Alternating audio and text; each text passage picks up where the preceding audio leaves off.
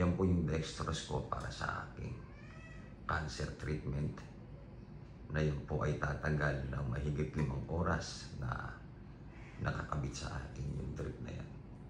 Laging 2 bote sa aking isang session. At wala na pong ugat na makita sa aking braso dahil naglubugan na yung mga ugat ko dahil sa madalas na pagtusok ng karayom sa aking treatment. Kaya dito na po ako dinextrose sa paa.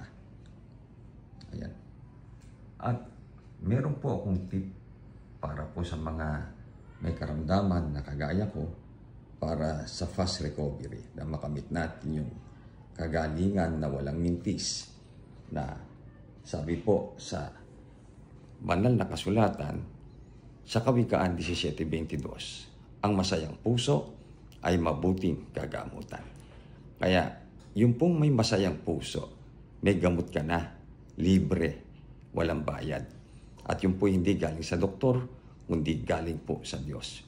Kaya mantinihin natin yung lagi na tayo po may masayang puso para may gamot na po tayo agad sa ating karamdaman. Pero huwag natin pagkamalian, anong kasayahan yung dapat natin mataglay na mabuting kagamutan?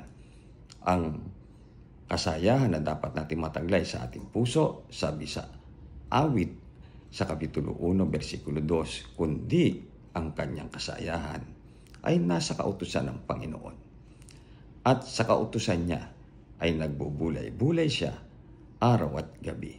Yung palang masayang puso na mabuting gagamutan, yung pala yung kasayahan sa kautusan ng Panginoon.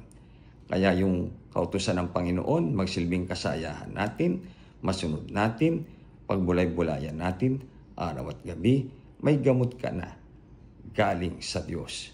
Walang bayad, libre, at siguradong walang mintis, makakamit natin yung mabuting kagamutan. Kaya kahit ano pa mangyari sa atin, tayo man ay mabuhay o mamatay sa ating karamdaman, tiyak may kagalingan tayo makakamit buhat sa Diyos. Gagaling tayo sa kanyang kalooban sa ikabubuti natin. Dahil hindi naman common na matay ka, hindi ka na gumaling. Meron pa uling kasunod yung buhay dito at yung pagkabuhay na maguli, wala na pong sakit doon.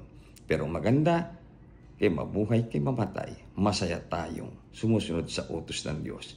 Huwag tayong maalis sa kasayahan sa pagsunod sa utos po ng Diyos.